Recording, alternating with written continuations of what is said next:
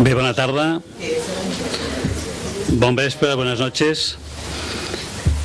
Iniciamos ahora la segunda de las 4 sesiones que hemos querido dedicar desde la Casa América Cataluña a liderazgos sociales de mujeres de y en América Latina.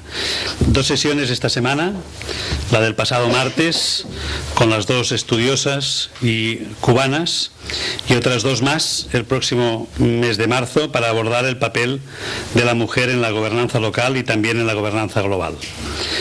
Desde la Casa América quisimos ser un poco atrevidos, a modo, ya lo dije el otro día, de sana provocación, titulando estas jornadas con un América es femenino, con la intención de destacar el papel de la mujer en las sociedades iberoamericanas y sobre todo querer saber más acerca de lo que llamábamos tópicos y grandes tópicos también instalados en un inconsciente que es mayoritariamente masculino.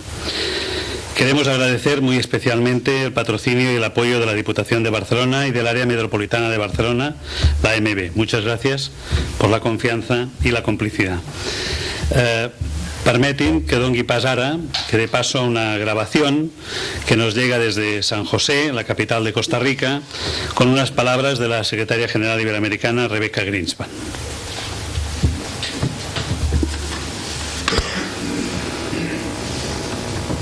Saludos a todos desde Costa Rica, donde me encuentro para participar en la cumbre de la CELAC, lo que me ha impedido estar presente en las jornadas América es femenino, como era mi deseo.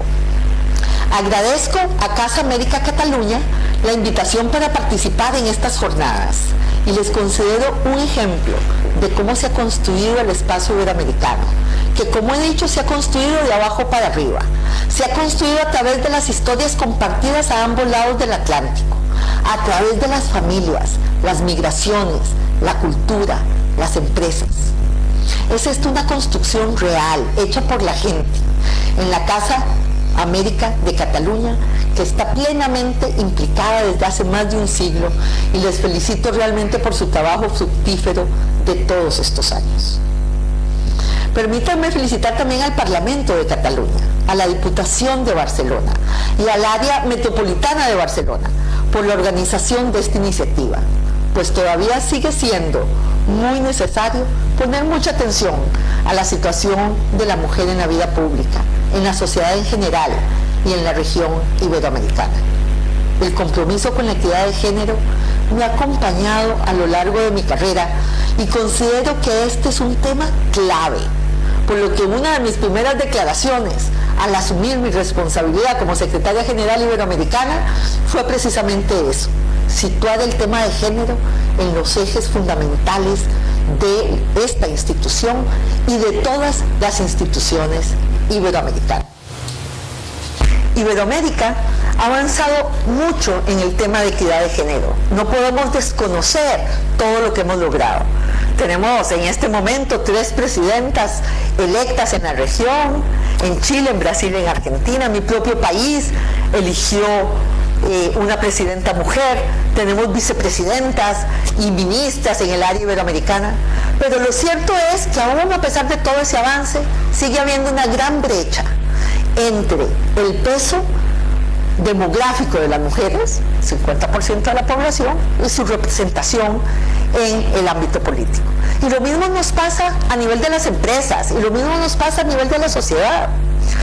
Y no tiene ninguna razón de ser hoy en día cuando las mujeres representan más del 50% de los estudiantes universitarios en la educación superior de la región iberoamericana. Y por tanto es importante el título de estas jornadas: América es femenino, porque yo estoy convencida que todo avance que queramos hacer por un desarrollo humano más sostenible, más equitativo, pasará por avanzar aún más rápidamente en el tema de la equidad de género. Y para ello tenemos que hacer un esfuerzo en la educación, y tenemos que hacer un esfuerzo en la política pública, y tenemos que hacer un esfuerzo desde la sociedad organizada para que efectivamente podamos romper los esquemas de discriminación que siguen estando en la base de las inequidades que estamos observando. En la base de esta inequidad está las relaciones asimétricas de poder. Y a eso es a lo que tenemos que dedicar nuestro esfuerzo, para educar a hombres y mujeres a no reproducir la discriminación, los roles y la falta de equidad en las oportunidades para nuestros hijos y nuestras hijas en el futuro. Yo hago un llamado a los hombres que nos acompañan, que recorramos este camino juntos. Y hago un llamado a las mujeres para que no internalicen la discriminación y por lo tanto no reproduzcamos nosotras mismas aquello que hemos sufrido. Termino diciendo que este tema, el tema que ustedes han escogido para las jornadas de hoy, no es un tema marginal para la sociedad, debe ser un tema central de la política y de las políticas públicas de nuestros países. Les agradezco mucho que lo hayan escogido y que me hayan permitido estar, aunque sea por este medio, un ratito con ustedes.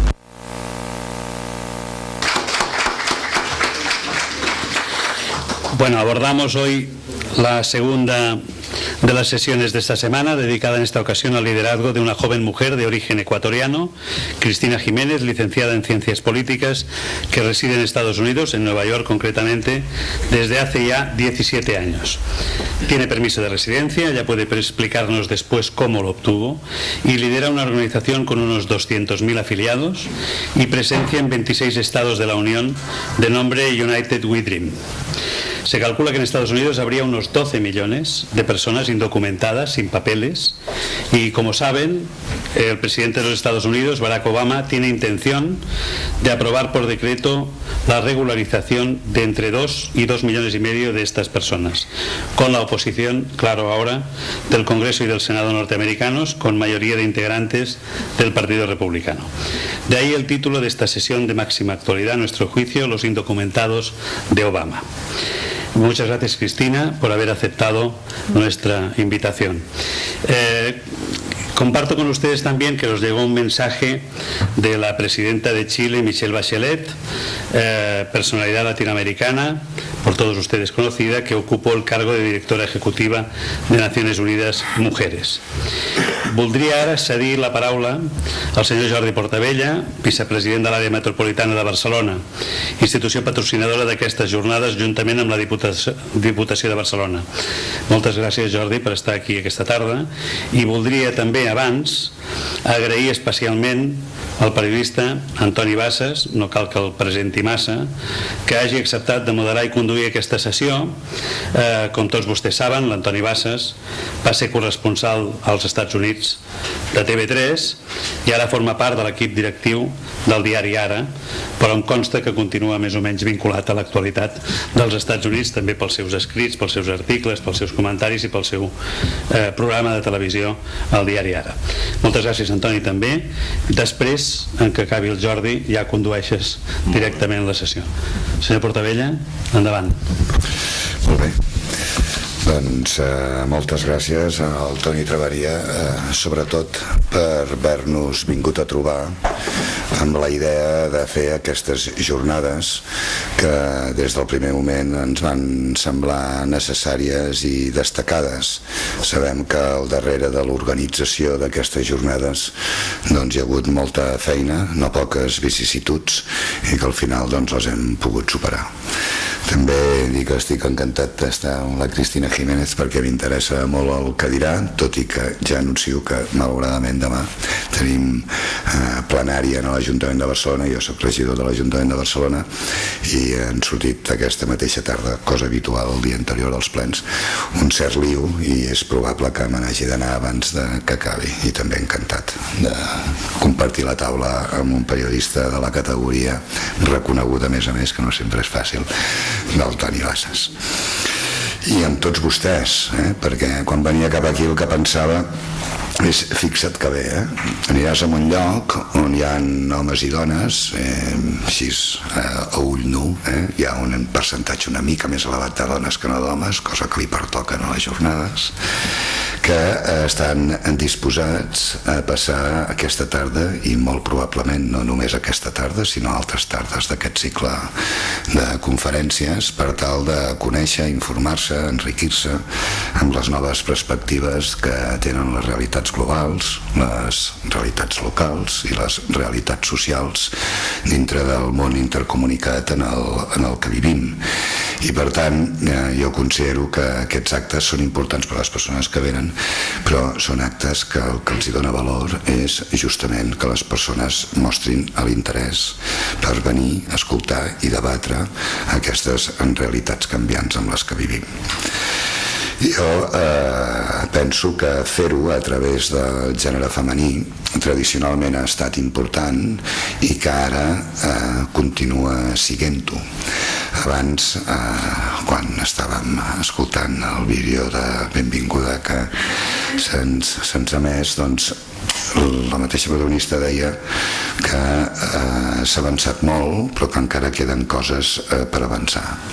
Jo ho comparteixo de ple, és a dir, hi ha hagut un empoderament durant aquests darrers anys de la dona, però quan tu mires de prop continues adonant que continua existint una discriminació puntual significativa en cada cosa que mires. A vegades el sou, a vegades és l'accés, diguem, als llocs de treball altament qualificats estan altament qualificades, i llavors diem, però fixa't, a Llatinoamèrica doncs hi han 3 presidentes i abans no hi eren, i això està a la mar de bé. Certament està a la mar de bé, però en el que és la relació quotidiana crec que encara cal avançar molt, i justament per aquest motiu nosaltres dintre de l'àrea metropolitana i dintre de l'àrea de cooperació doncs vam fixar un seguit de prioritats en el qual es trobava les polítiques de promoció, emancipació de la dona, no? Jo no els hi pagaré la xapa sobre l'àrea metropolitana, però sí que com a vicepresident em veig obligat a fer-los una molt breu síntesi, no? L'àrea metropolitana està, vostès ho saben, format per 36 municipis i fa bastantes més coses de les que ens sembla. Té algunes feines, diguem, de planificació destacables, com per exemple l'urbanística, però gestiona qüestions significatives com l'aigua, com els residus, com les platges, com el bicibox. Algunes coses, diguem, que cada un de nosaltres pensem que es fa des del nostre municipi, però a vegades la planificació, a vegades la gestió, a vegades la coordinació es fa des de l'àrea metropolitana, i per tant podríem dir que és un organisme bàsicament, diguem, tècnico-polític. I què hi fa la cooperació allà? Bueno, és que és imprescindible. Jo com a director de Cooperació pel Desenvolupament no faré un discurs sobre cooperació, però creguin-me que he patit molt per la cooperació internacional durant aquests anys, perquè ha estat l'ase dels cops. Allò que a tothom li semblava que li podia retallar el pressupost i no passava res. I no és cert, perquè una de les coses que més ràpidament aprens quan fas cooperació és adonar-te que l'enriquiment és mutu i que s'iguala molt. M'agrada posar un exemple que és real i que s'adiu amb el que avui parlarem, que és que nosaltres des de l'àrea metropolitana vam desenvolupar un programa de la Unió Europea per al desenvolupament a 3 països, Nicaragua, El Salvador i Perú, i vam fer tot un seguit de cooperatives per tal d'ordenar el que eren les persones que recollien les deixalles en el carrer sense cap tipus d'acreditació, i ens va anar molt bé. Quan es va produir l'últim desallotjament de la ciutat de Barcelona, jo que soc regidor de la ciutat de Barcelona, doncs vaig proposar com a solució a les persones desallotjades la idea que havia après fent cooperació internacional en els països que abans he mencionat. I aquest mes de febrer l'Ajuntament de Barcelona desenvoluparà, ja presentarà una cooperativa de ferralla a Barcelona que serveix d'entrada per poder donar feina i començar el procés de donar papers a 12 persones que no en tenen. Ja sé que n'hi ha moltes més, però el que m'interessa és explicar que aquesta idea la vam treure de la cooperació internacional en països com El Salvador, com a Perú, i que això ens ha permès, i Nicaragua, i que això ens ha permès portar l'experiència aquí, fer-ho i que hagi funcionat i que estigui funcionant la mar de bé amb totes les associacions de veïns encantats, etc. Per tant, és clar que s'ha de fer cooperació pel desenvolupament i és clar que això ha d'estar regulat per un pla director, com és el nostre cas, i és clar que a més de les polítiques específiques que tenim, diguem, d'allò que fem a l'àrea metropolitana, que és el que en sabem més, ha d'haver-hi, diguem, una visió d'aprofundiment democràtic, d'ordenació del territori metropolità municipal i de polítiques transversals com les de la dona. I per això, per aquest motiu, quan el Traveria, perdona, Toni, el senyor Toni Traveria, doncs ens va venir a contactar, vam dir, home, i tant que sí, no?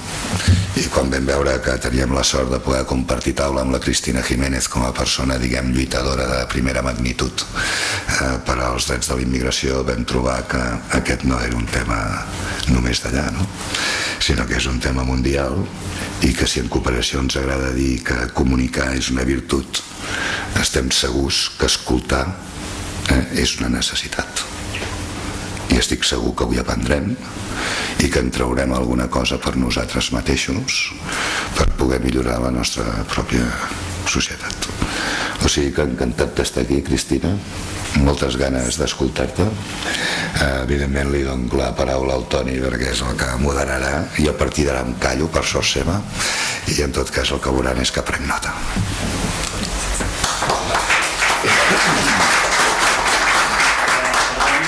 Antes, con las prisas, me he dejado de mencionar y agradecer la presencia de dos de las cónsules que tenemos en Barcelona, Norman y Noelia, de Uruguay y de México, que están aquí. Muchas gracias, como siempre, por estar aquí. Ahora sí, perdón. Bona nit a tothom i disculpin el retard en començar l'acte.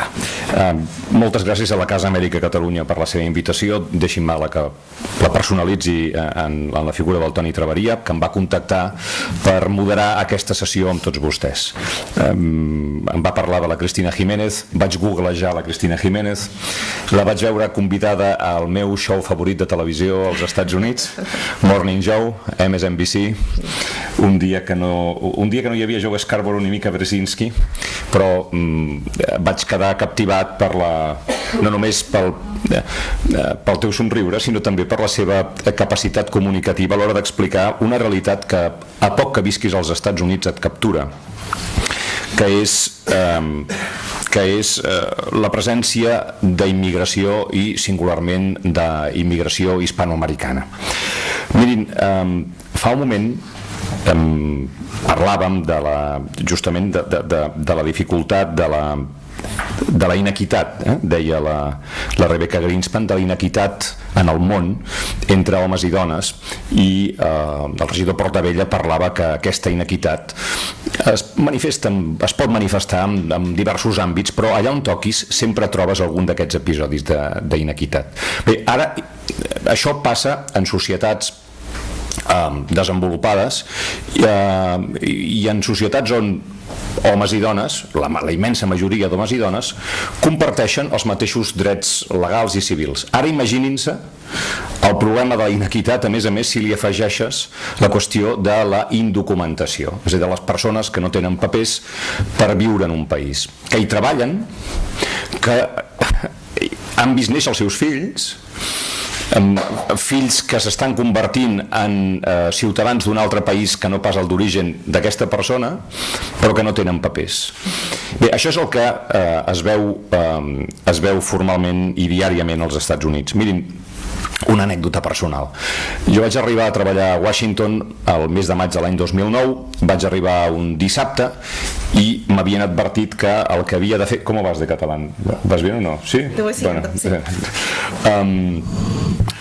em van advertir que el primer que havia de fer era treure'm el carnet del Social Security, perquè sense el carnet de la Seguretat Social no podria fer res, ni obrir un compte bancari, ni llogar una casa, ni entrar a la Casa Blanca, que en el meu cas era definitiu.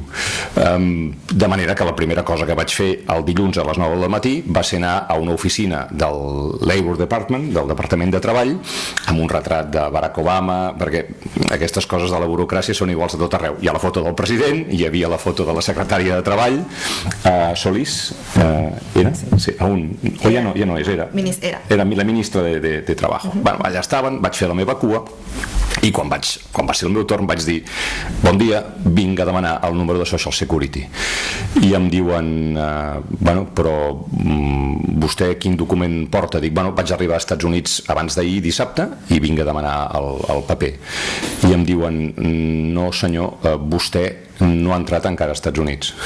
Dic: perdoni, que sóc un holograma, no em veu? Estic aquí a una oficina del centre de Washington DC, a una parada de metro de la Casa Blanca, sóc aquí.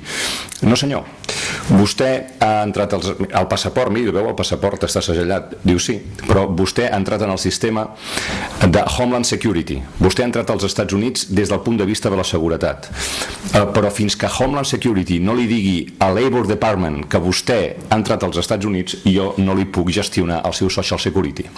I dic: i què tardaran a parlar-se els dos ordinadors? Diu: doncs unes 5 setmanes. Unes 5 setmanes. A l'hora de la veritat vaig anar al banc i vaig obrir el compte sense Social Security, perquè tot arreu els bancs o volen obrir el compte, i vaig entrar a la Casa Blanca sense Social Security perquè el Barack Obama va fer una roda de premsa i hi havia cadires buides, no s'ho podien permetre, i van deixar entrar tots els periodistes que van poder, no? I va ser el meu debut a la East Room, fent d'extra al final de tot. Allà ens van posar la premsa estrangera i jo també vaig poder entrar. Però els vull dir que durant 5 setmanes jo no vaig tenir tots els papers, i per primera i única vegada a la vida em vaig sentir un sense papers, i els asseguro que la sensació de precarietat personal és enorme, que et sents un ciutadà de segona, que fins i tot tens por, una por una miqueta irracional a que et passi alguna cosa, que et detingui la policia, que et trobin fent alguna cosa que no sigui legal, no? Aquesta és la realitat que viuen pel cap baix 11 milions de persones als Estats Units. No sé quantos indocumentados calculáis vosotros, casi 12, ¿no? 11-12 milions de persones als Estats Units. I la conversa nacional és sempre sobre els mateixos temes, no? Sí, han vingut aquí, els podem legalitzar, però aleshores això seria com premiar una conducta il·legal, primer que paguin una multa, primer que aprenguin anglès. És la discussió que hi ha normalment als mitjans de comunicació. La discussió augmenta de to en la mesura que passen els anys i el problema no se soluciona, i que hi ha la voluntat política de solucionar-lo del president Barack Obama. Jo acostumava a fer un resum de Barack Obama dient que en la seva biografia enciclopèdica hi havia unes poquetes línies. Primer president negre dels Estats Units, va fer la reforma sanitària, va matar Bin Laden i ha aconseguit establir, o està a punt d'establir relacions diplomàtiques amb Cuba. Hi ha un element que Obama ha expressat des del primer dia que vol solucionar, però que encara no té solucionat, que és donar papers, solucionar el problema de la immigració, d'aquests 12 milions d'indocumentats. Però a més, com que el temps passa, aquesta qüestió no para de fer-se gran, perquè en aquests moments als Estats Units ja no només hi ha persones que un dia van travessar il·legalment una frontera, sinó que ja hi ha els seus fills que van a escola, i no només van a escola, sinó que van a la universitat i es graduen, y culturalmente son norteamericanos. Uno de los problemas que yo he constatado personalmente es que hay muchas familias en donde esta nueva generación tiene dificultad para mantener el castellano como idioma de familia, porque los niños hablan inglés. Els sembla que és l'idioma de l'escola, l'idioma del joc, l'idioma, em permeto dir, això ens ho explicarà la Cristina, l'idioma del futur al que aspiren, no? Els seus pares han deixat enrere un país amb una llengua i ells ja estan instal·lats en el futur. O sigui que les estirades emocionals són grans. I finalment, també des d'un punt de vista molt personal, perquè entenguin amb un exemple més el drama de què parlo. A Washington DC, on jo vivia, vaig conèixer una dona que es deia Maria, d'origen mexicà. La vaig conèixer un bon dia i li vaig demanar si podia venir a casa meva a ajudar-nos a portar la casa. Em va dir que sí, i un cap de setmana ens va veure fer les bosses y ens va preguntar ¿dónde se van? Dic, vamos a Nueva York, vamos a ver unos amigos a Nueva York este fin de semana. Y em va dir, cuánto me gustaría acompañarles. Bueno, pues ¿por qué no se viene? Digo, es que tengo miedo. ¿Miedo de qué? Digo, que paren el autobús, el Vamos Bus entre Nueva York y Washington DC, que paren el autobús, suba la policía, pida los papeles, yo no los tengo. No era ben bé veritat, perquè algunos papeles sí que tenía. Tenía el driver's license, tenía el carnet de conducir, por ejemplo. Sí, tenia el carnet de conduir. Que dius, com s'ha pogut treure el carnet de conduir si no té papers? Però tenia el carnet de conduir legal, no? I tenia por d'anar a veure una amiga. I naturalment tenia fills a Mèxic, els que feia 10 anys que no veia, perquè tampoc no podia entrar ni sortir del país.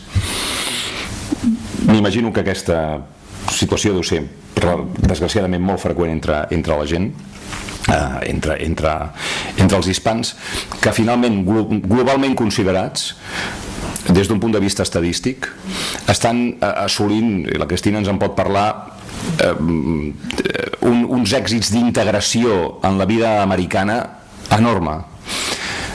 La major part d'ells estan molt ben considerats com a persones fiables, treballadores, d'ordre, algo que les gusta mucho a los norteamericanos, sobre todo conservadores, personas religiosas, con fundamentos religiosos, cristians,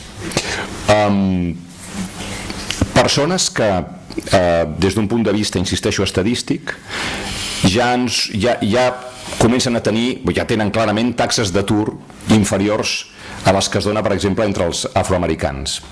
Cada mes, quan el Departament de Treball dona les xifres de l'atur als Estats Units, les dona segregades per molts estrats, però un d'ells és l'extracte racial, diguéssim. Els que menys atur tenen als Estats Units són els asiàtics, després els blancs, després els hispans i finalment els negres, que normalment és el doble de l'atur dels blancs. Bé, el segment hispà de la població està acostant-se cada vegada més a les xifres de la població blanca. Entenc que això pugui sobtar, explicat així, amb aquesta cruesa, però és com el Departament d'Estat cada mes, i també per edats, no cal dir-ho, i per nivells d'estudis, facilita les seves dades. Aquesta és ràpidament i des d'un punt de vista, si volen vostès, més empíric que una altra cosa, una aproximació a la realitat nord-americana d'això que avui n'hem dit en aquesta sessió, los indocumentados de Obama. Però s'explica, jo crec, que parlem d'indocumentados i parlem d'Obama a partir d'un president que ja ha fet algunes passes, d'un congrés que no està disposat a que en faci més i d'una realitat que s'imposa dolorosament cada dia. De la que ens pot parlar la Cristina Jiménez, responsable de United We Dream, que és una entitat de la que després en tot cas en podem parlar, però jo creo que, Cristina, que estaría bien que para empezar nos hablases un poco de tu procedencia ecuatoriana y de tu realidad norteamericana. Claro. Bueno, muchas gracias por tenerme aquí. ¿Me escuchan bien? Muy bien. Okay. Estoy muy agradecida a Casa América Cataluña y a todos los funcionarios que están acá por invitarme y hacer mi visita a Barcelona. Es la primera vez que salgo a otro continente, entonces este viaje tiene mucha significancia para mí, ¿no? Como persona inmigrante en Estados Unidos. Crecí indocumentada en el estado de Nueva York. Yo nací en Ecuador y llego a Estados Unidos con mi familia por medio de una visa de turista en 1998 a la edad de 13 años. Una tía residía en el estado de Nueva York y es así que llegamos allá. Pues las condiciones que llevan a mis padres a decidir irse, ¿no? Y dejar todo atrás en Quito, donde nacimos y crecimos y está todavía la mayoría de toda mi familia, de padre y madre, es porque... Bueno, yo era niña, yo no entendía lo que estaba pasando políticamente en el país, pero lo único que me acuerdo es que el país tenía paros políticos en todo lado, las escuelas cerradas, habían sacado al presidente de la presidencia y estaba los poderes militares en poder. Y muchas compañías y bancos empiezan a cerrar, los bancos se quedan con los ahorros de las personas del país, y pues mis padres pierden sus ahorros, pierden sus trabajos, y casi como por 3 meses se encuentran sin empleo. Y un día pues mi papá me dice, vamos a hablar. Yo tenía 13 años de edad, y me dice, mira, no tengo dinero para pagar la escuela, y no tenemos dinero para pagar renta, y ya nos queda casi nada para la comida. Entonces vamos a ir donde tu tía, que está en Nueva York, y nos vamos porque yo quiero que tú puedas ir a la universidad. Y él me contó de su sueño, que un día quiso ser abogado, y me dijo, yo quiero que tú puedas alcanzar ese sueño. Si tú quieres ser médico o abogado o lo que tú quieras, pero en este país yo no creo que tú vas a tener la oportunidad de estudiar, y pues yo no quiero que te pase eso a ti, ¿no? Entonces el sueño de mi familia era que yo y mi hermano podamos estudiar, podamos seguir nuestros sueños, ¿no? Y que ellos pudieran trabajar y mantener la casa, mantener la familia. Entonces salimos por esa razón y llegamos a Nueva York. Ya después de unos meses, obviamente cuando se acaba la visa, ustedes saben, de turista, casi de 6 meses, y empieza nuestro periodo como personas indocumentadas en el país, y mis padres empiezan a trabajar, ¿no? Entonces empiezan, yo creo que como muchos inmigrantes alrededor del mundo, con trabajos limpiando casas, cuidando niños, limpiando carros, y me voy dando cuenta lo que significa crecer indocumentada en el país, por muchas cosas, ¿no? Una, el idioma, obviamente, fui a la escuela y tuve que aprender el inglés, y empiezo a ver que mi padre estaba trabajando en una lavadora de carros y no le estaban pagando. Pero ninguno de los trabajadores podía hablar el inglés tan fluidamente, de manera que podían comunicarse con el dueño del negocio. Y me pide de favor y me dice, Cristina, por favor, si puedes venir a traducirnos a mí y a mis compañeros, porque este señor van como 3 semanas que no nos pagan. Y pues yo de 14 años, aprendiendo el inglés más o menos en ese tiempo, me toca pelear, ¿no? Y luchar para que este señor le pague a mi padre y al resto de los trabajadores que estaban ahí. Y cuando estaba yo hablando con los trabajadores y mi padre, me di cuenta del miedo de llamar a un funcionario, digamos, del Departamento de Labores, o llamar a la policía, ¿no? No podíamos hacer nada de eso porque no teníamos documentos, y si involucrábamos a la policía o algún ministerio, pues sabíamos que la respuesta podía ser una deportación.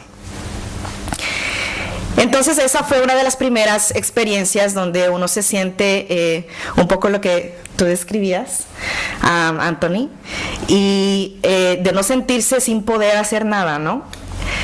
Bueno, entonces llego yo, estoy ya casi como para graduarme de la escuela, y me viene a decir la consejera que no importa que yo me haya sacado las calificaciones muy altas, ¿no? Mi promedio era uno de los más altos de mi escuela, de 700 estudiantes, y que por el hecho que no tenía los papeles no podía ir a la universidad.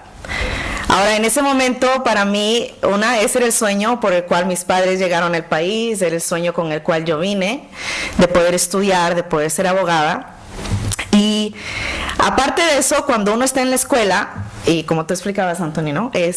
Pues nací en otro país, pero la mentalidad es totalmente valores americanos y la historia americana, ¿no? Entonces, en la escuela uno aprende que los Estados Unidos es la tierra de oportunidad, ¿no? La tierra donde es justicia, donde todos somos iguales, donde si tú trabajas duro vas a alcanzar tus sueños. Y eso fue lo que yo hice, ¿no? Entonces, de acuerdo a mi mente de una niña, una joven de 16 años, yo había hecho todo lo correcto, ¿no? Había estudiado, me había voluntariado comunitariamente, andaba de persona activa en el gobierno estudiantil del colegio, y pues había sacado todas las calificaciones que yo necesitaba para aplicar a la universidad. Y escuchándoles a mis maestros lo que me decían, ¿no? De que trabaje duro y estudie, voy a alcanzar mis sueños. Entonces, ese momento que yo hablo con la consejera de la escuela, todas esas ideas como que se contradicen, ¿no? Y digo, bueno, yo pensé que estaba en otro país y que yo iba a ir a la universidad y hice todo bien y ahora me están diciendo que no, ¿qué está pasando, no? Entonces, bueno, ese es un sentimiento muy, yo creo, profundamente de injusticia que yo sentía. Y pues en ese momento digo, ya, yo no puedo, me di por vencida y dije, bueno, no voy a poder ir a la universidad. Y ya, ahí se acabó el cuento, ¿no? Entonces, bueno, yo me acuerdo que yo llegaba a mi casa y estoy llorando porque ya no podía ir a la universidad y era mi sueño y se acabó todo. Y mi mamá me dice, bueno, perdón, con estas palabras, me dice, carajo, Cristina, estás loca. Hemos hecho tantas cosas para llegar a este país, para que puedas ir a la universidad, no te puedes dar por vencida en este momento. Entonces ella me dice, regrésate a la escuela y le vas a pedir a esa consejera de la escuela que te ayude a aplicar a la universidad. Y yo le decía, no, pero es que me ha dicho que no puedo, yo me ha pedido mis papeles, no tengo número de social, no tengo residencia. Y me dice ella, pues si tú no vas, voy yo, y yo voy a pelear con ella, ¿no? O sea, yo voy con ganas de hablar con ella en serio. Entonces, bueno, me imagino todos ustedes pasaron por la secundaria y nunca quieren que el papá o la mamá vaya y les haga ahí un bochinche, ¿no? En la escuela. Entonces, yo pues tampoco quise eso y le dije, no, ma, está bien, pues yo voy a ir y voy a hablar con ella para que me arregle la situación. Bueno, entonces, de hecho, ella me ayuda a llenar el formulario de la universidad pública, pero en el estado de Nueva York, si usted no tiene documentos, le cobran el triple de la pensión de la universidad, de la colegiatura, aunque usted haya vivido en el estado y pague impuestos, que mis padres lo han hecho, ¿no? Todos estos años que ellos trabajan en Nueva York. Entonces, estoy leyendo un periódico en español en el estado de Nueva York que se llama El Diario, y veo un artículo donde hay una foto de estudiantes inmigrantes que le estaban pidiendo al gobernador, un republicano en ese tiempo en el estado de Nueva York, el gobernador Pataki, no sé si han escuchado de él, sí, ¿verdad? Y pues le están pidiendo que adopte una acta que nos deje a los estudiantes como yo y otros a poder ir a la universidad y pagar el mismo precio, ¿no?, para la universidad. Entonces, bueno, yo leyendo esa historia digo, bueno, estos estudiantes son igual que yo me tengo que conectar con ellos, tengo que hacer algo porque obviamente esto es algo que me afecta a mí.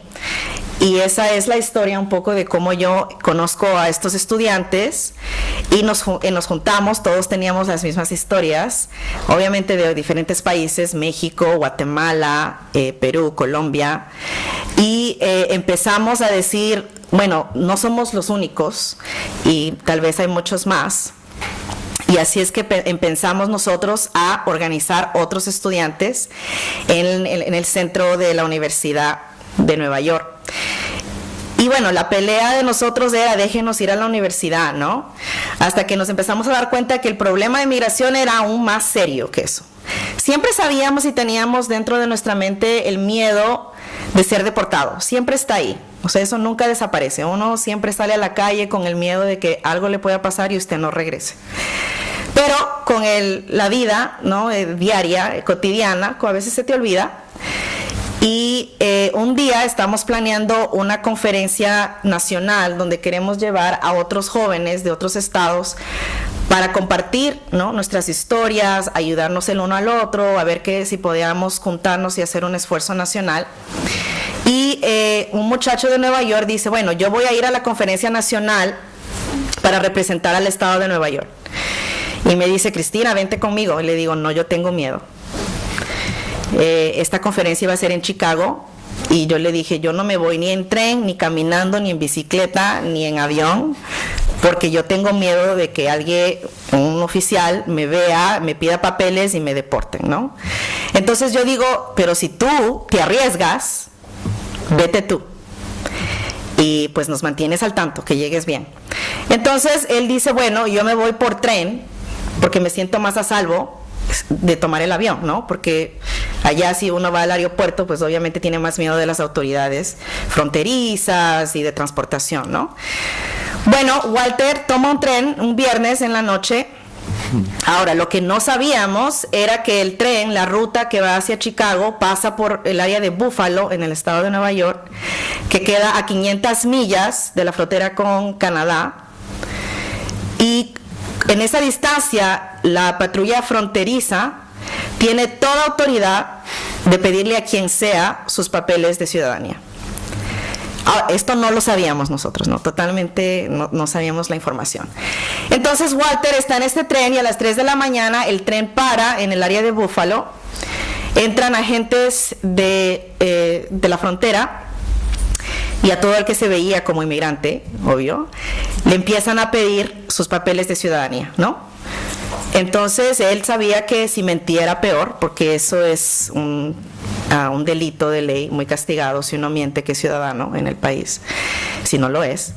Entonces él dice, no, yo no tengo papeles, pues lo arrestan, lo llevan a un centro de deportación en Buffalo y lo único que yo recibo es un mensaje de texto como a las 4 de la mañana que me dice, inmigración me ha arrestado, no sé a dónde me están llevando, me van a quitar el teléfono, por favor llama a todos nuestros compañeros y diles que voy a estar detenido, ¿no? Y me van a deportar. Bueno, entonces ese texto a las 4 de la mañana fue como un golpe a la realidad y como me desperté a la realidad de que siempre sabíamos que podíamos ser deportados, pero nunca me había llegado tan cerca en verdad el peligro de ser deportado. Pero esa experiencia fue que nos impulsó a todos los jóvenes que nos involucramos en este trabajo, porque cuando Walter estaba, el muchacho, detenido por 4 o 5 días, empezamos a hacer llamadas de teléfono pidiendo a nuestros senadores de otros estados que llamen, que le pidan a inmigración que no lo deporten. Empezamos a pedir cartas de muchas organizaciones, llamadas, ¿no? de sus profesores, de sus compañeros, porque él era un estudiante universitario. Y después de 5 días, Migración decide soltarlo con una multa de $10,000, ¿no? Entonces tuvimos que hacer un montón de cosas para conseguir los $10,000, pero no le cierran la orden de deportación, ¿no? Y le dicen, te puedes ir del centro de detención, pero no vamos a cerrar el caso de deportación. Así que desde ahí Walter tuvo que vivir con el miedo que siempre, cualquier día podía ser deportado, ¿no? Y que el gobierno sabía dónde estaba, dónde vivía, cómo se llamaba. Pero en verdad fue el hecho que nos organizamos los estudiantes y movilizamos a la comunidad y a líderes, y es por eso que lo dejaron ir. Entonces por primera vez vemos de que bueno, si nos juntamos, si tomamos acción juntos, si involucramos a los políticos que conocemos, a los líderes que conocemos, podemos crear un cambio, ¿no? Entonces eso fue el inicio del movimiento que nosotros organizamos. Tenemos una organización de 54 grupos de jóvenes alrededor del país en 26 estados. Desde el 2008 somos una organización más formal que se llama United We Dream, o Juntos Soñamos, sería la traducción al español. Y pues yo creo que lo más significativo que puedo compartir de esto, antes de que vayamos a preguntas, es que yo creo que lo más impactante de nuestro trabajo es que por mucho tiempo la gente indocumentada ha vivido con mucho miedo, por razones obvias, pero los jóvenes decidimos ser públicos y, como decir, salir del closet o salir del armario, ¿no? O salir de las sombras y decir, bueno, somos indocumentados, crecimos aquí, el gobierno sabe que estamos aquí, no nos pueden ignorar. ¿Qué van a hacer con nosotros? Nos deportan a todos, los 12 millones, a jóvenes que han crecido aquí, que son americanos como el American Pie, ¿no? Como el Apple Pie, American como el Apple Pie. Y arreglen nuestra situación, ¿no? Entonces creo que creamos un debate moral y un dilema para los políticos en los Estados Unidos cuando empiezan a ver miles de estudiantes jóvenes alrededor del país que empiezan a compartir sus historias por YouTube y Facebook y el Twitter y en las alcaldías, en en eventos públicos alrededor del país, diciendo que es básicamente nuestro eslogan, undocumented and unafraid, ¿no? O la traducción, soy indocumentado y no tengo miedo, sin papeles, sin miedo. Y empezamos a ser más públicos, ¿no? Entonces los medios de comunicación empiezan a cubrir mucho nuestro trabajo, nos empiezan a conocer y muchos jóvenes por medio de esto se envuelven, ¿no? Y muchos jóvenes pasan por la transformación por la cual yo también pasé, que uno vive con miedo toda su vida y de repente te encuentras con otros jóvenes que tienen tu misma experiencia y dice, bueno, vamos a luchar juntos, y pasas de sentirte con miedo y solo a sentirte, bueno, no, ya no tengo miedo y vamos a luchar, ¿no? Por nuestros derechos, por nuestra existencia en este país y por nuestros sueños, ¿no? Entonces yo creo que eso es lo que lleva a que nuestra organización se haga la red más grande nacionalmente del país. Y aunque luchamos mucho tiempo por una acta que arregle nuestra situación como estudiantes, el Congreso, los demócratas y los republicanos lo bloquearon siempre. Así que en el 2010 decimos, bueno, esta estrategia como que no funciona, ¿no? La hemos tratado como 10 años y no funciona, ¿no? Cada año se introducía el acta en el Congreso, la bloqueaban, nada pasaba, y hacíamos protestas y vigilias y marchas y ayunos. Así que decidimos, hasta hicimos desobediencia civil por la primera vez en el Congreso, en el Capitolio, en Washington, para llamar atención a esta crisis humana. Y decidimos, bueno, esto no funciona. El presidente Obama lidera su campaña presidencial en el 2008 con una promesa al votante latino que él va a solucionar la reforma migratoria y que él la va a dar. Bueno, ya era en el 2011 y no había pasado nada, y decidimos que nuestra estrategia iba a ser pedirle al presidente que pare las deportaciones de los jóvenes indocumentados, ¿no? Ahora, nuestra calculación era bien estratégica. Sabíamos que en el 2012 el presidente Obama iba a correr para una reelección presidencial, y sabíamos que el tema migratorio se ha convertido en algo muy significante para el votante latino en el país, cosa que ahora, si es que usted quiere el voto latino, tiene que apoyar la reforma migratoria, ¿no? Entonces, esto se debe no solamente al trabajo que mi organización ha hecho, pero se debe al hecho que el bloque o el grupo de votantes latinos es el que está creciendo más rápido en el país, ¿no? Entonces los partidos políticos le están prestando más atención, y también que demográficamente la gente de otros países va a ser la mayoría de la población que los anglosajones, ¿no? Más o menos en el 2042. Entonces, esto está cambiando los intereses políticos y el juego político en el país, y sabíamos de que si le forzábamos a Obama y le decíamos, si tú quieres el voto latino, tienes que parar las deportaciones de los jóvenes inmigrantes, si no, no te va a ir bien en las reelecciones del 2012. Esa era nuestra estrategia, ¿no? Entonces, bueno, montamos una campaña agresiva desde abajo, ¿no? Con todos los jóvenes alrededor de los estados, pidiéndole al presidente que pare las deportaciones. Entonces, en una reunión con la secretaria del Departamento de Seguridad Nacional, ella nos dice a nosotros, y bueno, nosotros como éramos indocumentados en ese tiempo, no nos pudimos reunir con ella en persona porque ella era un funcionario del gobierno federal, así que tuvimos que mandar a una representante que tenía papeles. Y ella dice, yo no estoy deportando a nadie, a ningún joven. Nuestro Departamento de Seguridad Nacional la prioridad es deportar a los criminales, no a los jóvenes, ¿no?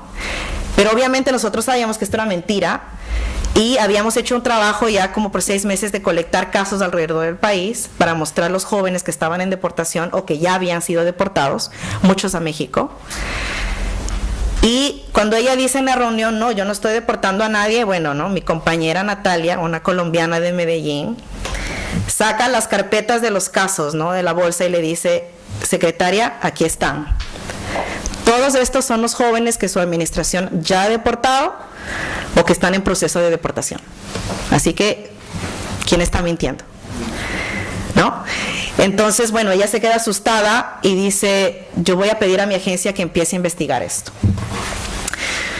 Bueno, hicimos bullas, hicimos protestas, hasta interrumpimos muchos discursos del presidente públicamente en muchos eventos que él tuvo. Y ya nos estábamos acercando a las elecciones. Y por ahí sale el senador Rubio, que es un republicano, no sé si han escuchado de él, ¿sí? Marco Rubio, ¿no? Que es cubano-americano del estado de la Florida. Y él dice, bueno, yo quiero proponer algo que ayude a los estudiantes y que no los deporten. Y yo lo voy a hacer con mi liderazgo republicano. Entonces nosotros, como somos una organización independiente, no tenemos amarrados ninguno de los partidos. Es más, los dos partidos han sido totalmente malos con la comunidad migrante. Bueno, nosotros decimos, ok, si los republicanos quieren darnos una solución, vamos a sentarnos en la mesa de negociaciones, vamos a hablar, a ver qué quieren, a ver qué nos quieren proponer.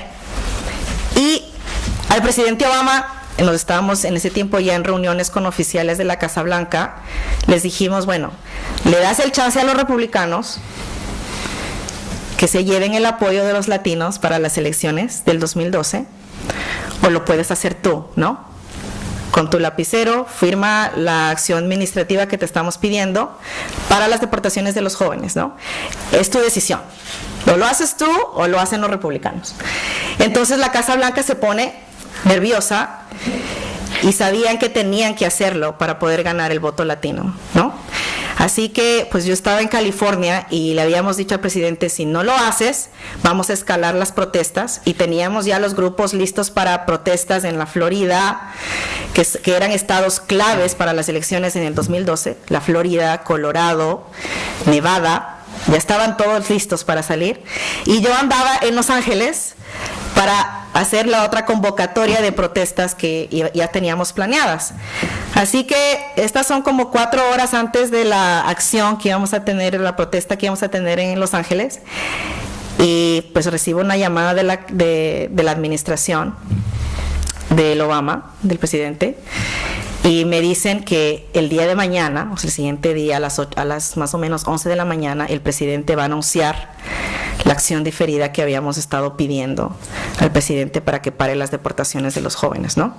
Entonces, esa es la historia de cómo, yo diría, nuestro movimiento empezó, primero compartiendo nuestras historias de una manera muy pública, arriesgando la deportación, básicamente exponiendo los derechos, toda la violación de derechos humanos y legales y todo, del sistema de deportación en el país. Y jugamos, ¿no?, una estrategia política que funcionó para ponerle presión al presidente y nos dé este programa, ¿no?, que fue un cambio pro-inmigrante, digamos, después de 25 años que lo único que ha visto el país es puro ataque al inmigrante al nivel estatal, ¿no? Entonces cada estado en los últimos años le han estado quitando más acceso a los inmigrantes a todo, ¿no?, a manejar, a ir a la escuela, a ir al hospital. Y en estados como Arizona, pues si tú te ves como inmigrante, te pueden deportar fácilmente, ¿no? Entonces, esto fue un cambio radical al debate de inmigración, y desde ahí, pues nosotros seguimos luchando por mucho más. Y el noviembre que ha pasado el año, en el 2014, el presidente anuncia nuestra segunda victoria, yo diría, de nuestra organización, parando la deportación y dándole protección a los padres de niños ciudadanos, ¿no?, que no era todo lo que le pedimos al presidente. Nosotros le habíamos pedido al presidente y luchamos por algo mucho más amplio, pero de todas maneras conseguir la protección de deportación para más o menos 5 millones de personas es algo muy significante para nosotros, ¿no? Bueno, entonces yo paro ahí porque yo sé que hay muchas más preguntas, pero eso es un poco del trabajo que hemos estado haciendo. Sí.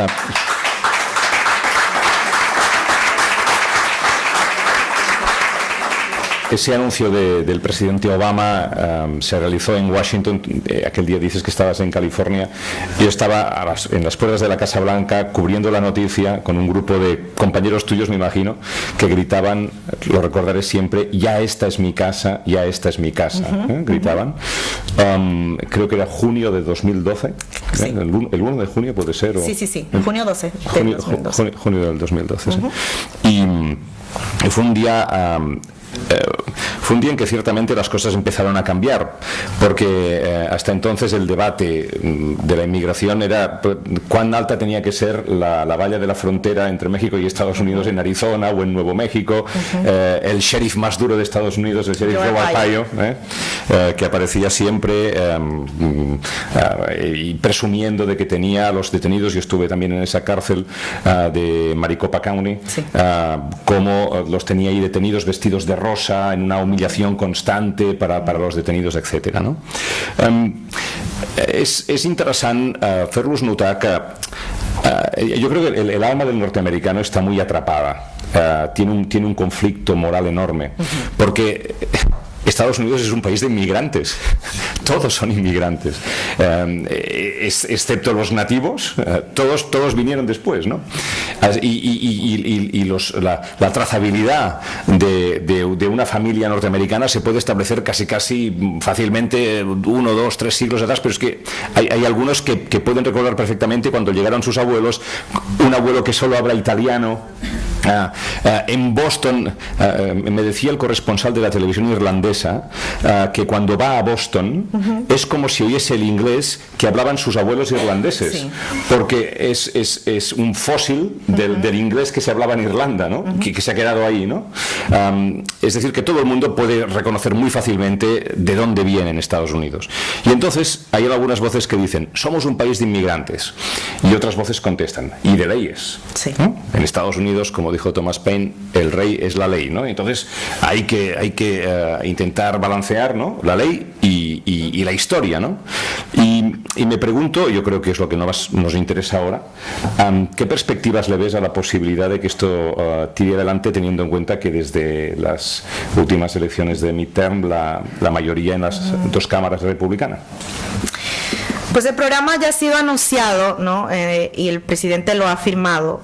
Lo único que falta es que el programa sea implementado. La primera fase de la implementación va a empezar en febrero 20, ya estamos muy cerca, y la segunda fase va a ser en el mes de mayo. No estamos sorprendidos de que ahora un Congreso que está liderado por el Partido Republicano esté básicamente tratando de terminar el programa que el presidente ha anunciado, ¿no? Le están atacando a este programa de una manera legal. Están diciendo que el presidente ha violado su poder constitucional para proteger a estas personas de la deportación, y ya han puesto una demanda legal en un distrito de una corte que es muy conservativo, de un juez que fue básicamente nombrado por el presidente Bush. No, entonces es una estrategia legal muy clara en querer terminar el programa. Y la otra estrategia que ellos tienen es una estrategia en el Congreso, ¿no? Donde el Congreso se inauguró la primera semana de enero, la segunda, perdón. Y la primera propuesta que el gobierno tuvo un voto fue en destruir el programa que Obama había anunciado en noviembre, ¿no?, de inmigración. Totalmente aprobado por la Cámara Baja. Y el presidente dijo, pues si eso llega a mi escritorio, yo lo voy a vetar. Y vemos que lo que dicen los republicanos en este debate es que los deporten, ¿no? Que deporten a todas estas personas, no tienen por qué estar aquí, y el presidente ha violado, ¿no?, su poder constitucional. Entonces ese es el reto que tenemos en este momento. El primer programa que el presidente anunció en el 2012, que fue la campaña que nosotros ganamos en el 2012, ha beneficiado ya casi más de 700,000 jóvenes. Mi hermano, uno de ellos, tiene 20 años, pudo aplicar para este programa y tiene su permiso de trabajo, tiene su número de social. Obviamente no puede salir del país, no es ciudadano, porque esto no es ciudadanía, es un permiso temporal de estar en el país, y lo protege de la deportación, ¿no? Y como él, hay muchos otros jóvenes que por medio de este programa puede ir a la universidad, puede trabajar para ayudar con los gastos de la casa y todo, ¿no? Entonces ya hay un programa que ya ha estado implementado, que ha sido un éxito, porque la vida de estos muchachos ha cambiado radicalmente, ¿no? De un día para otro estaban en las sombras, al siguiente día pueden aplicar, pueden coger su licencia, pueden ir a trabajar, pueden ir a la universidad. Y ahora lo que vamos es a ver la implementación de este segundo programa, de este segundo anuncio que hizo el presidente. Nuestra preocupación en sí no es lo que vaya a pasar en el Congreso, porque es todo de verdad un juego político. Hay muchos republicanos que ya están diciendo a la extrema del Partido Republicano que no quieren votar con ellos en las propuestas extremas de inmigración. Y sabemos que el presidente no va a adoptar ninguna ley que sea propuesta por un Congreso republicano. Pero lo que sí nos preocupa es esta demanda legal que han hecho los republicanos, que tiene como 25 estados del país, casi la mitad del país, que ha firmado que apoya esta demanda legal. Ahora vamos a ver la decisión del juez, que vendrá en las siguientes 2 semanas, donde estamos preparándonos para lo peor y para lo que tal vez no sea tan malo, ¿no? De todas maneras, nuestro enfoque en este momento es, bueno, ganamos esta victoria y luchamos muy duro para llegar aquí, así que con esa misma gana vamos a defender lo que pudimos ganar. Y pues sea en las cortes o en el Congreso o a nivel local, vamos a luchar en contra de los republicanos para que no nos quiten esto. Y yo creo que el éxito de este programa se va a medir dependiendo del número de personas que se inscriban en el programa. Entonces, porque va a ser mucho más difícil que cuando la gente aplique le digan, no, se lo vamos a quitar, ¿no? Políticamente le hace la situación más difícil. Entonces nuestro enfoque como organización es educar a la comunidad para que sepa cómo poder aplicar y que así se haga más difícil que el juego político pueda arrebatar el programa de las manos de las personas. Y entonces no los deportan, pueden estudiar, pero pueden trabajar. También, sí. Pero no pueden votar. No. ¿Qué más no pueden hacer? Pues no hay acceso a ninguna clase de beneficio, ¿no? Beneficio social o acceso social. Entonces todavía no hay, aunque esto le permite trabajar y tener protección de deportación, no se puede beneficiarse del seguro médico o de las instituciones médicas. ¿Ni cuenta para la jubilación? No. Tampoco Becas, entonces pues uno puede ser la estudiante número 1, no te puedes beneficiar de becas tampoco. Tampoco se puede, aunque muchos trabajadores indocumentados, yo no sé más o menos si va a ser lo mismo aquí, pero pagan impuestos y pagan también al Social Security, ¿no? Al Seguro Social. La tesorería del país tiene el dinero y pues ellos no están devolviendo, ¿no? Entonces, ese es otro beneficio que no tienen, ¿no?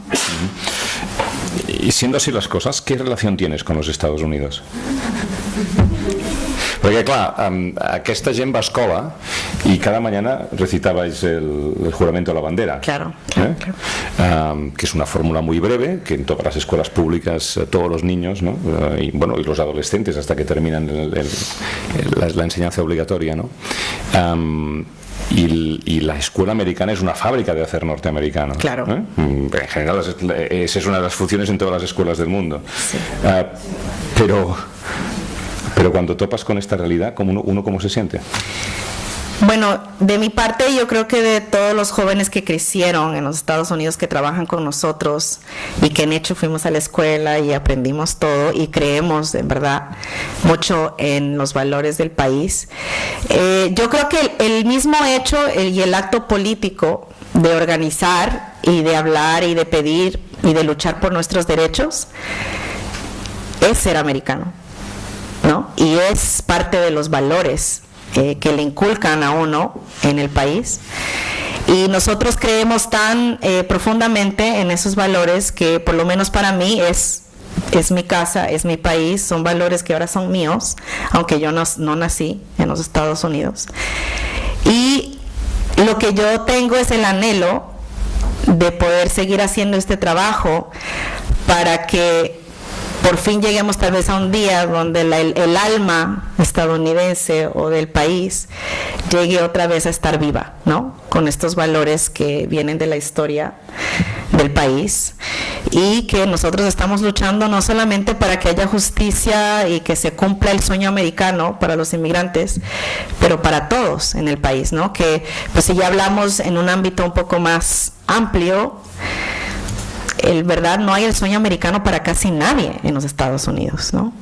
No hay clase media, la gente pobre no puede ir a la escuela, no puede conseguir trabajo. Entonces, en sí, el sueño americano ya no es realidad en el país. No porque seamos inmigrantes, sino para muchas de las personas que viven en el país. Entonces, para mí mi relación es querer contribuir para que el país pueda cumplir ese sueño, no solamente para mí y para mi familia, però per el resto de les persones. Podem obrir, si us sembla, el torn d'intervencions, de manera que... Sí, hi ha micròfon? Sí, un moment, sisplau. Me gustaría más o menos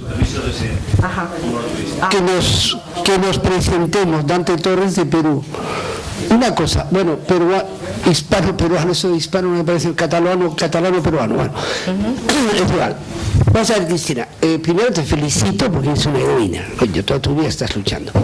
Y me parece bestial, cruel. Yo te digo, viviendo en España, yo he estudiado en España, aquí dos categorías.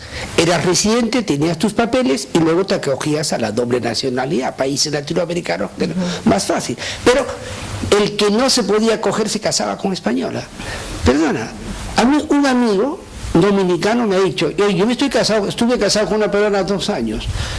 Digo, y con lo encantadoras que son las peruanas, ¿por qué la dejaste? Dice, no, es que yo me casé para ayudarle por la nacionalidad. Así, son historias, pero me refiero que, ¿cómo es tan cruel? O sea, ¿cómo se puede llegar a tener, en lo que se llama aquí residente, te da una tarjeta de residencia, te la van renovando, tienes unos derechos, seguridad social, trabajas, y luego pues si te acoges a la doble tienes el DNI. Y países como Perú, creo que el tuyo también, aquí en España hay la doble nacionalidad, vale decir que tienes la no renuncias. La Constitución peruana dice un artículo 13, la nacionalidad peruana es irrenunciable, salvo que vayas ante un juez peruano y digas, oiga, no quiero ser. Y un diplomático me decía, un embajador, hay que ser idiota para ir a tu país a renunciar. O sea, te pregunto, ¿cómo se puede? O sea, claro, lo que dices tú es cruel, yo me he quedado de verdad. Tengo parte de familia ya y tal, pero las dos graduaciones que hay aquí, que no hay más, eres residente, o sea, indocumentado, aquí puede ser residente o puede ser acogerte a la nacionalidad. Te reitero mi felicitación. No, muchas gracias. Gracias. Bueno, o sea, en este término solamente de la residencia y eso, ¿no? El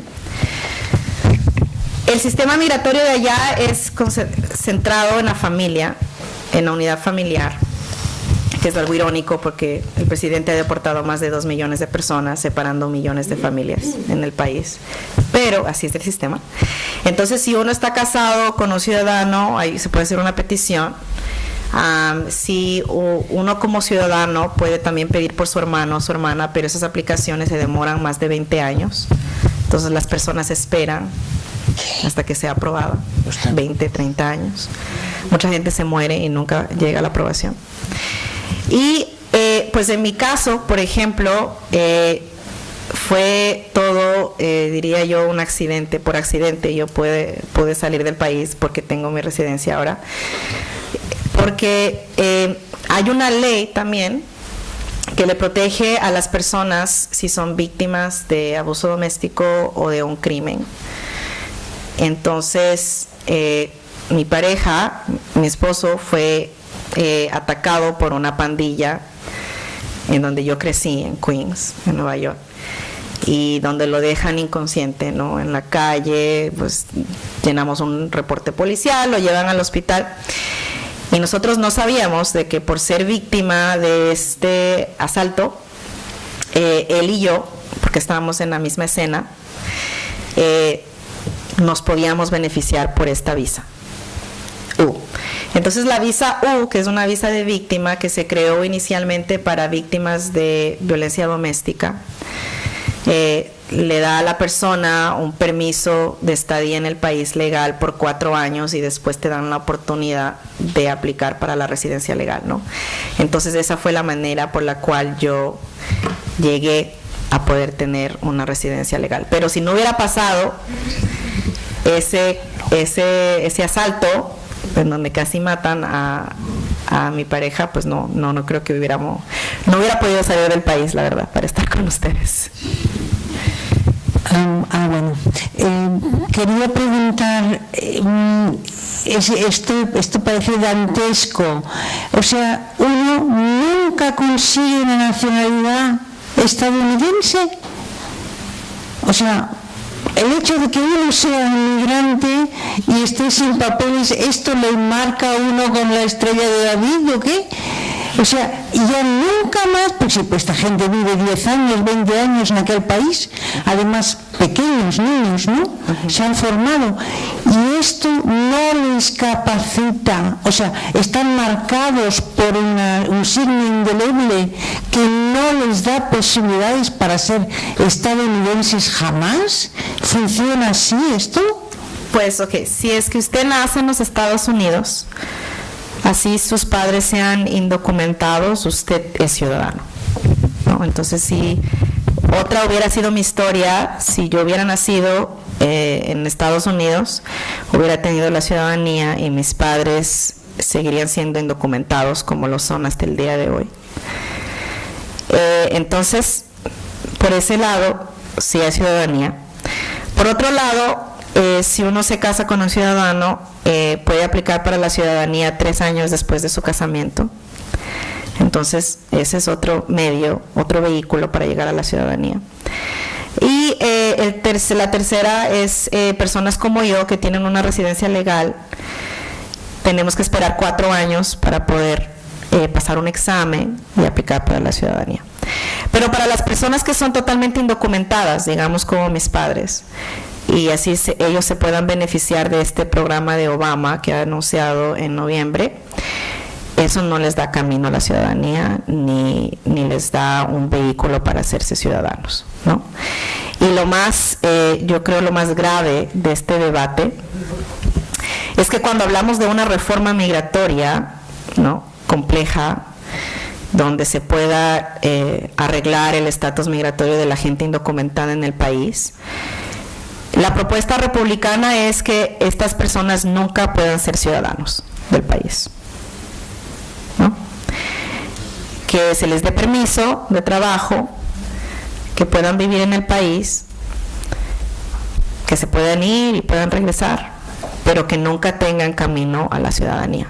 Entonces, eso también es un debate que hay. Obviamente los demócratas no apoyan esa idea en el país, pero los republicanos están muy fijos en que si es que ellos estuvieran negociando un programa de reforma migratoria, la primera cosa que ellos son claros es que a estas personas, o personas como mis padres, no se les dé una oportunidad de hacerse ciudadanos, ¿no? Porque representa que delinquieron.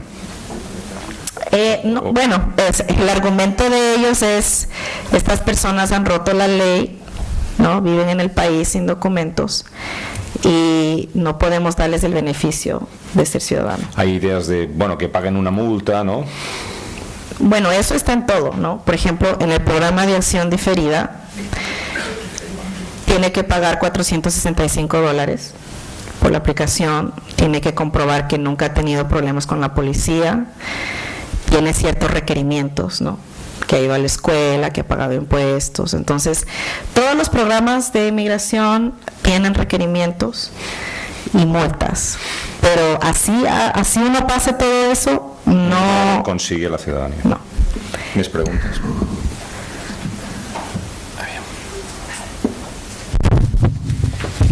Gracias. Con el ánimo de hacer una comparativa con la Ley de Extranjería de España, aquí el permiso de residencia y trabajo está sujeto, está condicionado a un contrato de trabajo. O sea, si un indocumentado tiene un contrato de trabajo, puede acceder a un permiso de residencia.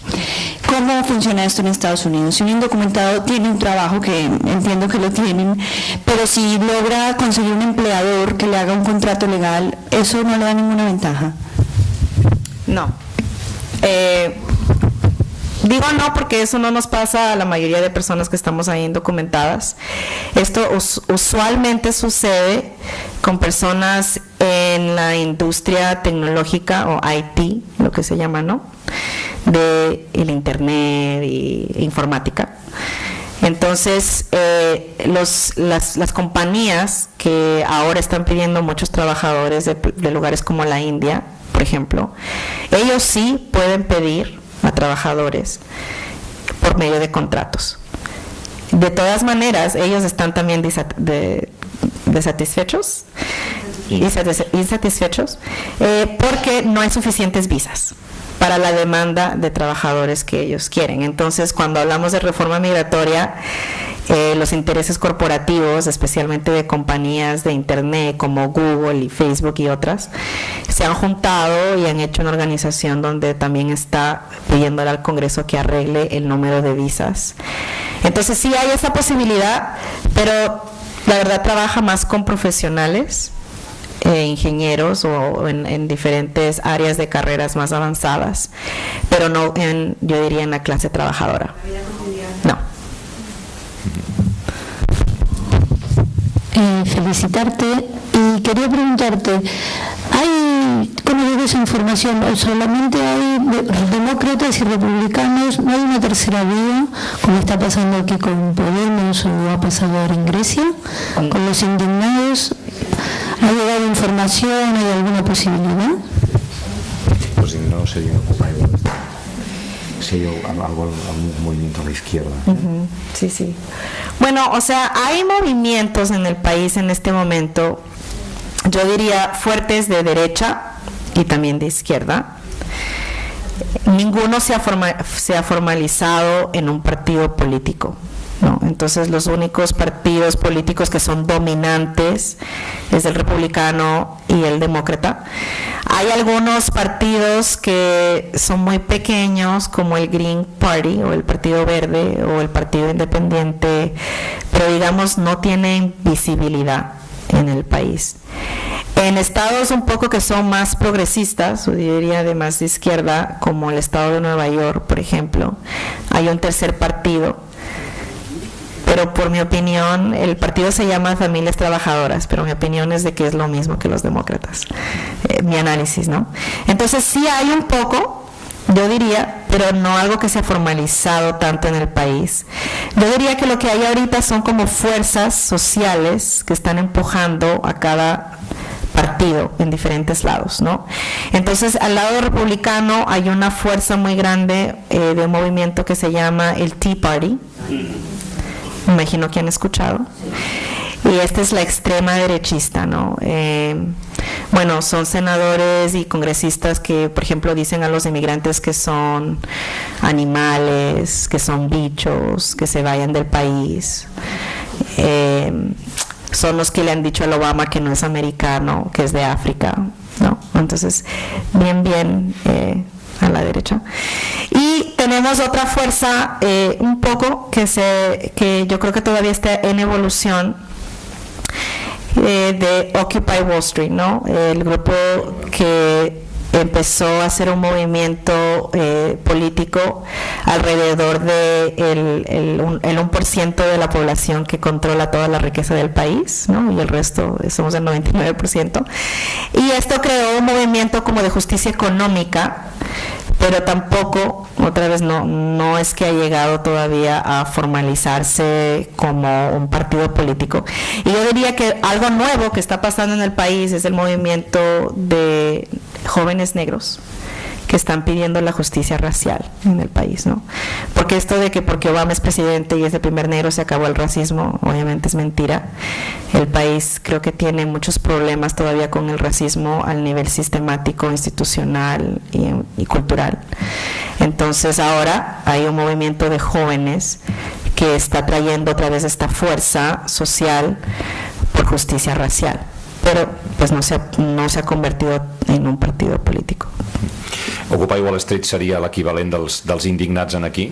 De fet van sortir després, o sigui que van agafar moltes de les maneres de treballar dels indignats, i potser el més destacable de la vida ideològica nord-americana és que el mainstream, el pensament central, està absolutament dominat pels dos partits, demòcrates i republicans, amb la qual cosa els debats a la televisió, a les cadenes principals, els programes de més audiència, es fan sempre entre persones que van de l'extrema dreta al centre, amb sort. Si tens molta sort, al centre esquerra, amb algunes coses, per exemple, si parlen d'avortament, i aquí s'ha acabat tot el que veu un nord-americà mitjà durant tot el dia. Quan un ve d'Europa, això es muy curioso, viniendo desde acá, desde Cataluña, por ejemplo, hay partidos que están en el Parlamento de Cataluña que a lo mejor en Estados Unidos estarían en Guantánamo, porque el plantejament de les CUP no sortiria mai. Serían terroristas. Bueno, sí, no se les vería nunca, ¿no? en televisión. Y això es molt, y yo creo es importante, yo creo subrayarlo, porque explica que el norteamericano medio recibe normalmente un tipo de mensaje muy estrecho desde el punto de vista ideológico. No hay ninguna amplitud, o por descontado no hay la amplitud que tenemos ahora mismo en el Parlamento de Cataluña, y si irrumpe finalmente Podemos en el panorama político español, en el Parlamento español, ¿no? Una pregunta ya, aquella señora. Sí. Bueno, muchas gracias por tu exposición. Yo soy Rosa, estoy trabajando en Haití. Y quería plantear otro problema dantesco que está pasando en la isla Hispaniola, que es la isla que comparte Haití y República Dominicana, porque no sé si ustedes, como organización que trabaja con los indocumentados, están al corriente de una ley que sacó el Tribunal Constitucional a finales del año 2013 en República Dominicana, que declaraba que todos los nacidos de extranjeros en la República Dominicana a partir del año 1930 y pico, no recuerdo ahora exactamente la fecha, en que se les sacaba completamente toda la ciudadanía. Que no tenían ciudadanía. Que serían, o sea, que eran negadas, se les negaba la ciudadanía, habiendo sido ciudadanos. Entonces, eso evidentemente pues es algo absolutamente ilegal, es algo que afecta pues a algunos hijos de extranjeros que pueden ser italianos, pueden ser españoles, pueden ser de algunos países, pero fundamentalmente afecta a 300.000 haitianos. Claro. Eso afecta a que no pueden ir a la escuela, no los dejan matricular en la universidad y evidentemente son indocumentados. Yo no sé, el Tribunal Internacional y las organizaciones internacionales de derechos humanos pues han calificado esto, o sea, han pedido a la República Dominicana que eche para atrás esta ley. Los dominicanos no quieren echar para atrás eso, diciendo que ellos son un país soberano y que tienen todo el derecho del mundo de hacer esto. Yo quisiera saber si ustedes están al corriente de eso, si están están en contacto con ese tipo de, con organizaciones de estos otros países en que tienen ese problema y cómo lo ven. Nosotros somos una organización que es enfocada predominantemente al nivel doméstico dentro de los Estados Unidos. Entonces no hemos empezado una rama del trabajo internacional todavía, pero nosotros seguimos las noticias que afectan a los inmigrantes alrededor del país, como hemos visto también en Francia y en Alemania, donde tampoco nunca puedes ser ciudadano. Entonces sí sabíamos lo que pasó en la República Dominicana. No estamos conectados, pero pues después de la charla me gustaría ver cómo podemos conectar. Y aunque no tenemos el trabajo internacional como parte de nuestras prioridades, pues sería una buena oportunidad.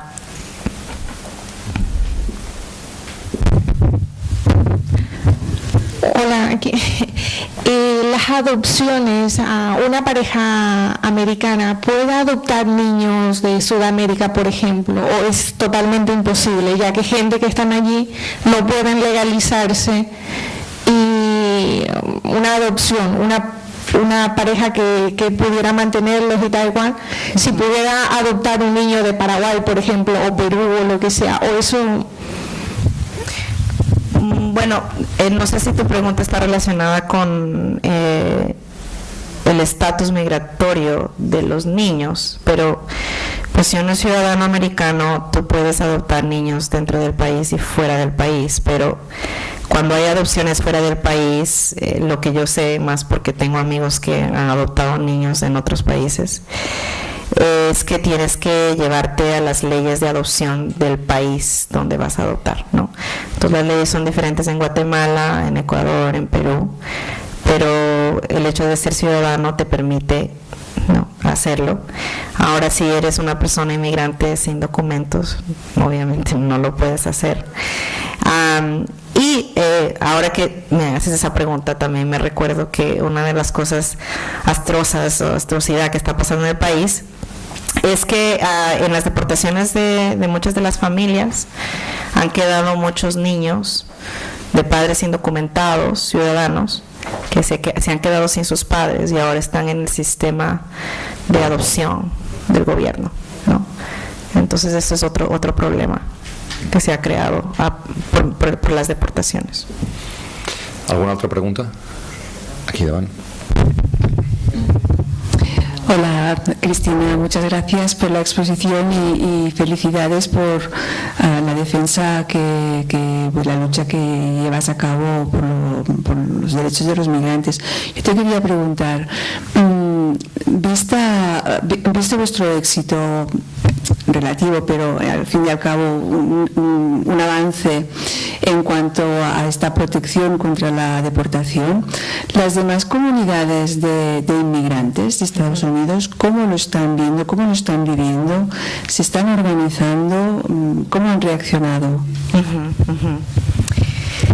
Bueno, o sea, es importante, ¿no?, saber que bajo el número de personas indocumentadas en el país, ¿no?, que hablamos son como 12 millones, 80% de esa población es de México y el resto, bueno, bien, de otros países de Latinoamérica y otros países asiáticos, predominantemente Corea y las Filipinas.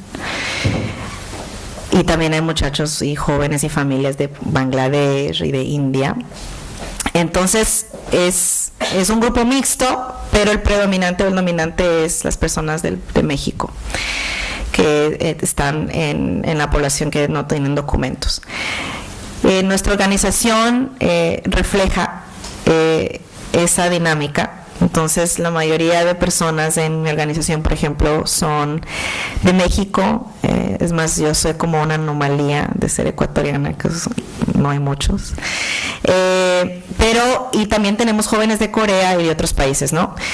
El hecho de que la gente se involucre no lleva a saber cómo se siente el resto de la gente. Yo creo que por primera vez la gente inmigrante se está sintiendo, y te digo esto por mis padres, ¿no?, sin miedo.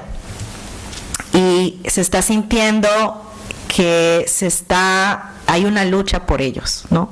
Por mucho tiempo, y mira, mi papá me dijo esto justo el día que el presidente anunció, y él no me creía, ¿no? Porque, bueno, a mí la Casa Blanca me llamó y me dijo, vamos a hacer el anuncio esta semana, ¿no? Y ganaste, y queremos que estés en una reunión con nosotros cuando haya el anuncio, ¿no? Entonces, obviamente esto no era público, era información confidencial, yo no podía decirle a nadie, pero le mandé un texto a mi mamá, ¿no?, y a mi papá. Y yo le llamo a mi papá y le digo, papi, sabes que Obama va a hacer este programa y ya vas a poder aplicar, y ¿qué te parece? ¿Cómo te sientes? Y él no me creía, ¿no? Y él me dijo, por todo este tiempo en este país, yo sé que como indocumentado no valgo nada, y que ninguno de los dos partidos tiene interés en una persona como yo, porque no tengo valor. Así que hasta que yo no escuche al presidente anunciar, yo no te creo nada. Me dijo así, ¿no? Entonces, después que ya hubo el anuncio, él estaba llorando y me cuenta, ¿no?, que se sentía que ganamos, ¿no? que lo hicimos juntos. Entonces, para mí, y esto pasó en muchas familias, hay una transformación de la conciencia política del inmigrante, donde se han sentido invisibles y maltratados y vulnerables y totalmente con muchos problemas de discriminación, que ya se sienten que no valen en la sociedad, no valen para el gobierno. Y pues mi papá no tenía esperanza de nada, ¿no? Entonces este movimiento está dando esperanza a la gente, le está dando ánimo para seguir adelante, y espero, ¿no?, que ya cuando se empiece a implementar el programa, la gente empiece a ver ya los cambios más concretos en la vida de ellos. Entonces, antes éramos solamente jóvenes y ahora de repente mis papás también quieren salir a marchar conmigo, ¿no? Y tenemos ahora a grupo de madres que hacen ayunos públicos alrededor del país, y que dicen ahora somos indocumentadas y no tenemos miedo y estamos ayunando para que el presidente haga un cambio, ¿no? Entonces poco a poco se ve que esto está haciendo como les está despertando y les está dando ánimo a la comunidad, y eso nos da esperanza a nosotros también, porque eso significa que no estamos solos y ahora mucha más gente se está involucrando en el asunto, ¿no? Pero la realidad de vivir con miedo todavía yo creo que no desaparece totalmente, ¿no?, hasta que en verdad el Congreso tome una legislación que arregle el problema de migración de una manera permanente, ¿no? Una pregunta muy sencilla. De esos 12 millones de personas que están indocumentadas, ¿les afecta más a mujeres o a hombres?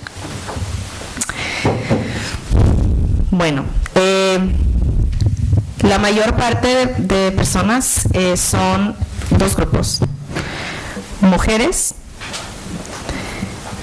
y son hombres jóvenes, la mayor parte de ellos sin familias en los Estados Unidos, que llegan al país a trabajar para mandar, ¿no?, ayuda financiera a sus familias. Entonces, esos son los dos grupos más grandes, ¿no? De ahí tenemos los niños y los jóvenes, que somos en porcentaje un poco más bajo al resto de la población, pero la mayoría son madres y mujeres, ¿no? Y el resto son jóvenes que vienen entre las edades de 20 y 30, y son la gente que están haciendo el trabajo como más laboral, ¿no? Construcción, agricultura,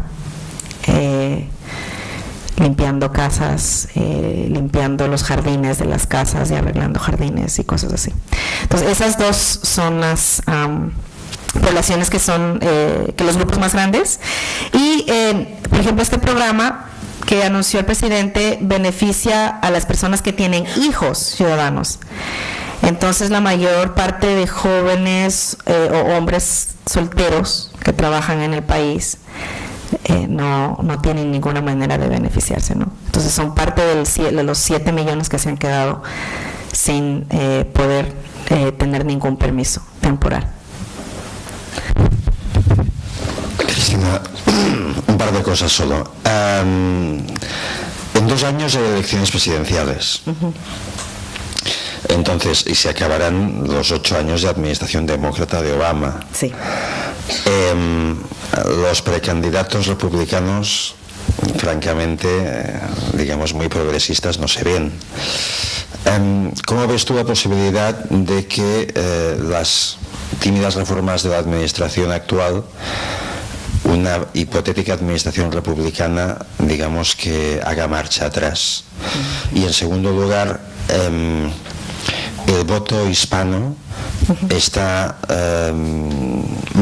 tan frustrado con la administración demócrata que sería capaz de cambiar al Partido Republicano. Ok, la primera pregunta. Pues técnicamente todo lo que Obama ha hecho por decreto presidencial puede ser revocado por el siguiente presidente, ¿no? Sea demócrata o sea republicano. Técnicamente eso lo pueden hacer por ley, es su derecho. Ahora, de un análisis político, que sabemos que en la política todo se complica un poco más, no es blanco y negro. Mi análisis y el análisis del mayor número de personas es que creemos que es mucho más difícil políticamente que un presidente termine un programa en donde ya se han beneficiado a millones de personas, ¿no? Entonces, ese es el análisis. Nosotros no creemos que suceda, mucho más por la política, no porque técnicamente no tienen el poder de hacer eso. En la segunda pregunta, pues va a estar bien candente todo esto de las elecciones en el 2016. El voto latino va a ser decisivo en estados como Colorado, la Florida, Nevada. Y sabemos de que cualquier candidato presidencial necesita el voto latino para poder ganar la presidencia, ¿no? Y también sabemos de que el voto latino no ha sido definido todavía para ningún partido.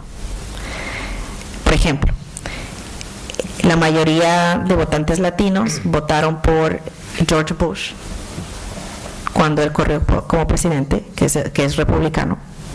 Ahora, no, George Bush sabía cómo hablar a los latinos, ¿no? Tenía eventos con mariachis, comía comida mexicana, hablaba español, les habló bien bonito a todos los votantes latinos, ofreció la reforma migratoria y pues se llevó el mayor porcentaje de votos latinos. Ahora, el presidente Obama promete la reforma migratoria en su campaña presidencial las 2 veces que corre, ¿no? Y se lleva también el voto latino. Obviamente porque inmigración ya se ha vuelto el tema de enfoque primario para los votantes latinos. Entonces, yo creo que para el 2016 lo que va a definir a dónde va a ir el voto latino va a ser el tema de inmigración. Y pues el análisis en este momento es que los republicanos no están ayudándose a sí mismos, no. Siguen diciendo que lo único que quieren es deportar a las personas que no tienen documentos. Jeb Bush, antes de ayer, acaba de decir de que, bueno, su recomendación en inmigración sería pedirle educadamente a todas las personas sin documentos que se vayan. Educadamente, ¿no? Entonces, yo no creo que el Partido Republicano pueda arreglar la reputación que tiene con la comunidad latina, porque bueno, esos son comentarios suaves. Han habido otros comentarios de republicanos del extremo, donde, como te digo, nos han dicho bichos y muchas otras cosas. Entonces ya la comunidad sabe qué es lo que está pasando. Pero también los demócratas, no hay reforma migratoria, entonces la gente también no está contenta completamente. Así que yo creo que el candidato que le hable a la comunidad latina directamente, que hable de inmigración, que hable de la unificación familiar, que hable de que se terminen las deportaciones y que prometa una solución permanente a la inmigración, es el candidato que se va a llevar el apoyo de los votantes latinos, que por ahora no está definido totalmente. Entonces, bueno, yo puedo ver un escenario donde Jeb Bush va a hacer campañas con su esposa, que es mexicana, y con sus hijos, que son de familia, de mamá mexicana, y que va a hablar de cómo le gusta la comida mexicana, y muchos latinos se van a emocionar. Pero si sigue hablando esas cosas de inmigración, pues ahí no, es la desolución. Así que eso vamos a estar al pendiente. De parte de nosotros, nuestro enfoque va a ser que las personas se involucren, se registren para votar. Bueno, de todas maneras, igual os echa una mano. Jeb Bush vino a España, dijo que la guerra de Irak iba a tener beneficios fabulosos para todos y además saludó a los representantes de la República de España. O sea que, bueno. Hem d'acabar. Cristina, ha sido un placer escucharte. Muchas gracias por tenerme. Por haber venido. A vostès també per la seva assistència. Bona nit.